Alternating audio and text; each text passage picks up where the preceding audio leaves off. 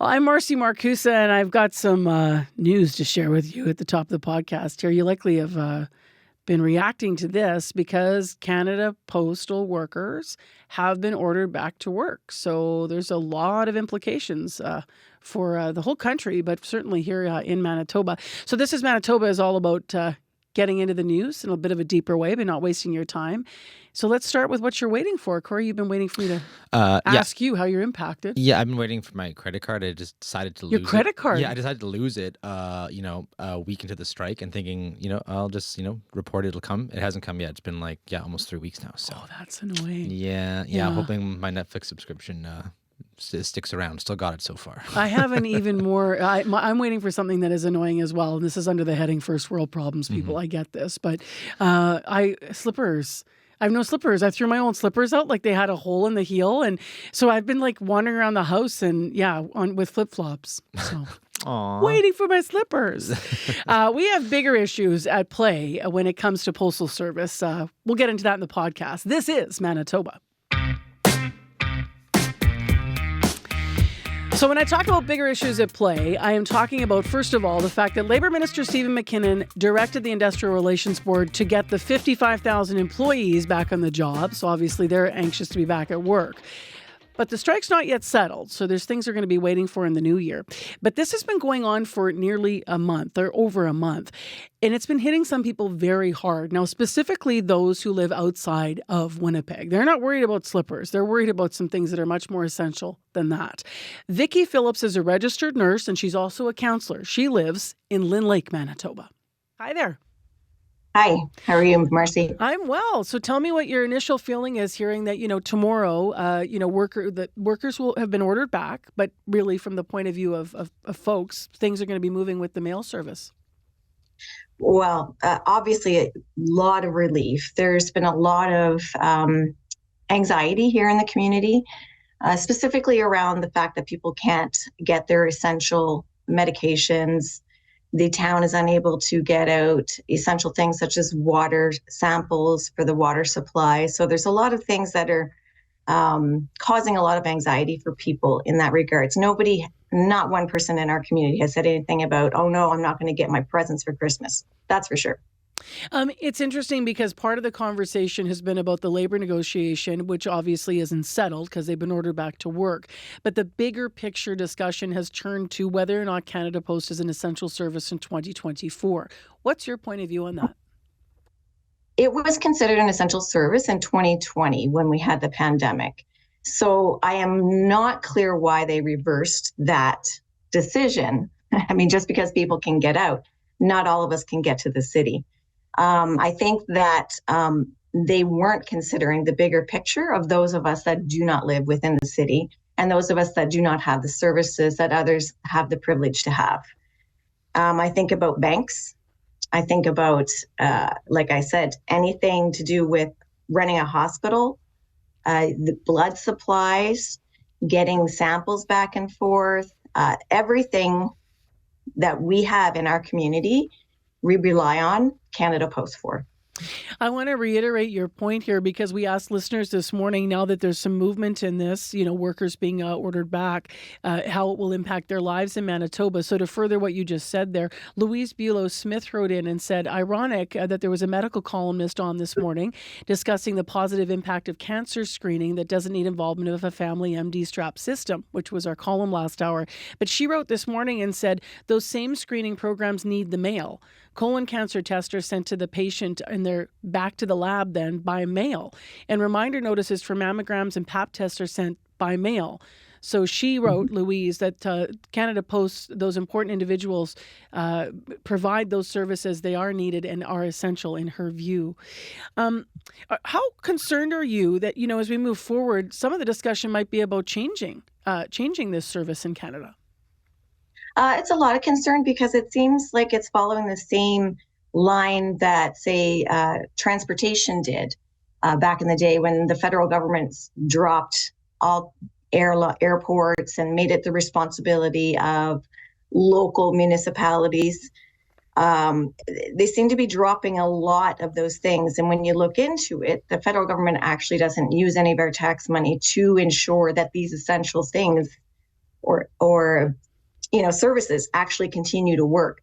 They're relying completely on what people are paying. So that's a little unnerving because yes, it's essential. It has to continue. So what is it going to cost those of us that do not live within a city now? Sorry, go ahead. Oh, no, please continue.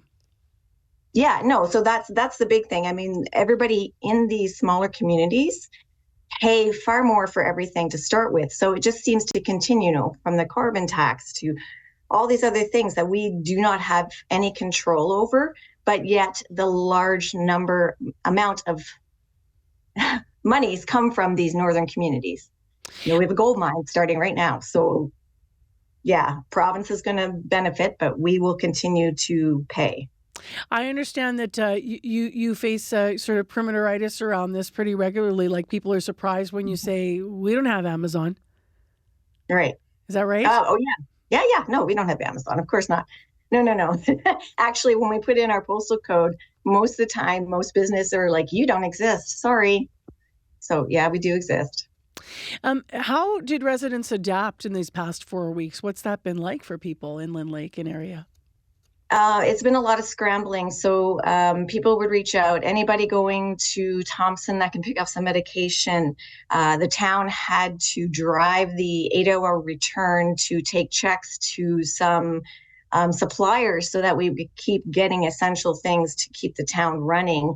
There's been, panic, like I said, on all sides. People have been scrambling and try to ensure that, nobody's hurt. The hospital, I haven't had a chance to connect with them lately, but I'm sure they've been scrambling too. Well, who's going to drive these blood samples out? Well, what are we going to do, with this cardiac patient that came in, and we can do this essential little test, but we need all this to make sure that they're not going to die right here. So we'll fly them out for 10 to 40,000 instead. So it's a lot. So some relief, obviously, now that workers will be back tomorrow. But obviously, the larger point being just to remember from your point of view here in Manitoba that it's a very different service depending on where you live in our province. Very essential. Yes. Thank you. Thank you very much, Vicki, for being with us. Have a great day. You too. Well, we'll see in the new year how this goes in 2025, because obviously parcels and things will start moving through the mail service. However, the dispute is not yet settled. This is Manitoba, and let's invite again Cory Funk, who is our CBC morning show, radio morning show director and associate producer back on the airwaves, because Cory's here to share a story that he literally stumbled upon, and it has to do with a series we've been working on. So let's give the stat here. The stat is that 1/3 of Canadian adults aged 15 to 59 in 2022 said they do not intend to have any children. Now, that is according to Statistics Canada. So the series we've been doing is about people who live child-free and childless. And Cory literally came upon this story because he's done having kids. And he's shedding some light on why other men across the country and across Manitoba are opting out of parenthood altogether. Yeah, so I recently got a vasectomy. If you didn't guess it already, I got 2 kids. They're great, love them dearly. But yeah, 2 kids is all my wife and I want. And actually, while I was getting the procedure, I was on the table and I was talking with the physician about the series that we're kind of doing. Yeah, I told him I'm with CBC, and his name's Dr. Errol Billenkoff, and he's actually, believe it or not, a pretty big deal on Winnipeg's vasectomy scene. Yes, he is. I've been in practice since 1989, and since then I've done around 30,000 vasectomies. I know his name because of that. Yeah. Exactly. Yeah, anyone who's got a vasectomy is Right? like Billenkoff. Exactly. Yeah. And while he was actually doing my procedure, we got to chatting, and that's when he told me he's actually seen a shift in who's getting vasectomies. So I went back with a mic and a camera to talk more about it. I've definitely noticed a huge change recently. It used to be very unusual 30 years ago for somebody who didn't have kids to come in and want a vasectomy. I would say it was kind of a COVID thing, that probably since the beginning of the pandemic, I started to notice this. And now it's become so common that probably a day doesn't go by that I don't see somebody who doesn't have kids and wants a vasectomy. Did he just say a day doesn't go by now? Yeah. Is it just him, or are other physicians noticing this as well then? Well, it's interesting. So he actually says he's part of an online chat group of physicians from around the world that perform vasectomies. And it's something that a lot of them have noticed too. I also just reached out to a few other physicians across Canada, and sure enough, they're noticing it as well. So Dr. Pierre Boucher performs thousands of vasectomies a year in Montreal, and here's what he told me. Before that was maybe like once every 2 months. Now it's every week. Every week I have them. Like mainly in lower 30s. Sometimes a bit older. Anywhere in between 1 and 5 a week. That's a lot. And I also spoke with another doctor in Vancouver, Dr. Neil Pollock, and he actually told me he's been seeing a similar uptick. So it seems to be a trend across the country. Let's get to the heart of this. Why are more men without kids coming in to get vasectomies? Right. Well, as you can imagine, because we've been doing this series so far, there's a variety of reasons. But all the doctors I spoke with mentioned some kind of reoccurring themes from the patients that they've been talking to. So the economy, climate change, and just generally wanting more freedom were some of those big reasons that they've been hearing. But I wanted to hear more from some of those men myself who've gotten vasectomies and don't have kids. So I managed to find a couple guys who were willing to chat. And first up, I spoke with Ian Clements, who actually got a vasectomy as a 30th birthday gift to himself. I went to his place and he was wearing this shirt that a friend made to commemorate the occasion. So picture this, Marcy. Okay. It has 2 oranges on it and it says, "All juice, no seed." right. Pretty funny. That's going to stay in my head for a while. I know, right? So anyways, here's why Ian said he doesn't want kids and got a vasectomy to seal the deal. I've kind of always thought about getting a vasectomy. Like even when I was a teenager, the thought of having kids was like just terrifying for me, and I wasn't really something I thought I wanted to do. And then later in life, after going through like multiple relationships and like being engaged and buying houses and all these things, that kind of came up later on too, where I was like, maybe I should do this. Like it makes sense for my lifestyle and for what I want with my life. When I was 30, I was with a partner who was having some issues with birth control. And, obviously condoms aren't the save-all thing for males to use. So she had brought up, like, would you ever think about getting a vasectomy? And I was like, oh, absolutely. Like, I've actually thought about this before. And, like, if this is going to help you figure out your issues, I would love to do this. I also spoke with Daniel Kinley over the phone. He got his vasectomy back in January, so just recently, and he's engaged. And like Ian, he actually found it way easier for him to take on birth control for him and his fiance. So in terms of Daniel's choice, though, to not have kids, it's actually largely informed by his own struggle to get a foothold in the economy. No, they're not for me. I don't see the world getting any better. I know the struggles I had when I was growing up and how much difficulties I had getting started as a young adult when I was a young adult and how precarious it is. I am a person with a disability. I have very mild autism, and it was very, very difficult for me to find a job for many years, and it's a little difficult now, even as a 34-year-old. How interesting to hear people's, individual decisions.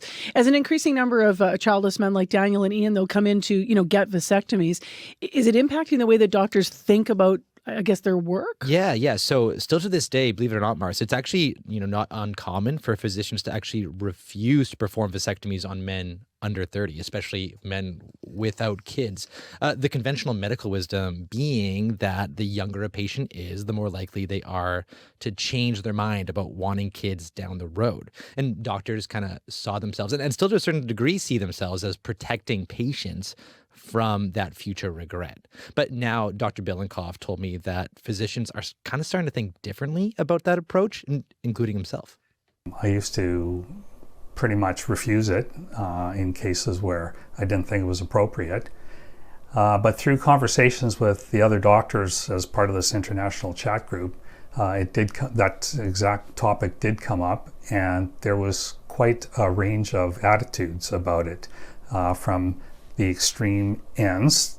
On one end, you've got people saying, no, there's no way you should do a vasectomy on a 23-year-old with no kids, and then others are saying, well, they got the right to, have it if they want it. Who are we to interfere with that decision? And so I think more and more we're realizing that it's really not our choice, but it's really their choice. So I do still try and discourage it. I often suggest that they get a referral from their family doctor who knows them better than I do. So if they feel that it's in this person's best interest, then I support that. But there's definitely been less resistance to doing them in younger people. So this shifting attitude may also be partially responsible for this uptick in childless men getting vasectomy, simply because more doctors are willing to perform the procedure on them. What else did you learn about the reasons, like why more men might be making the choice to be childless? Yeah, well, actually, it's interesting. So I actually kind of think it kind of comes down to simply more people talking about it publicly. Zachary Neal, he's a professor of psychology at Michigan State University, and he actually studies people who choose to go child-free. And here's what he had to say. Our data and lots of other data suggest that the number of people who say they don't want children is increasing. We do know that men are very slightly more likely to say that they don't want children than women. But what we don't know is if this is a true increase in the number of people who don't want children, or if people are more comfortable saying that they don't want children, that this has become a more socially acceptable choice to voice.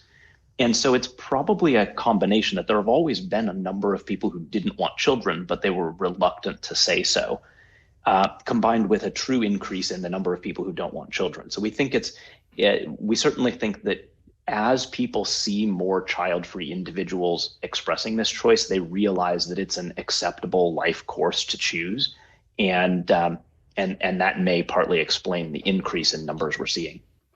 And Marcia, I'll just leave the final word to Ian Clements, who now is actually about 5 years into his decision to have a vasectomy and still has no regrets. I guess it kind of comes down to there's multiple ways of living a life. And I think a lot of us have kind of fallen into there's this way that we're all supposed to live. And that works good for a lot of people. But I think it really comes down to understanding what you want from your life. And if you don't want to have kids with your life, and you're a male, then maybe having a vasectomy is a good thing. Thanks for this, Cory. Who expected that you'd go to get a vasectomy and come back with a news story? Right. I don't know what your next doctor's appointment is, but I'll let you know if I have a colonoscopy or something like that, and we'll come back with a story from that. Thank you for this. Thank you. So that is our podcast for today about vasectomies and Canada Post. Can't think of a clever way to tie those two together. But if you've liked what you've been listening to, please follow, share, and pitch us an idea, won't you? We'll talk to you again.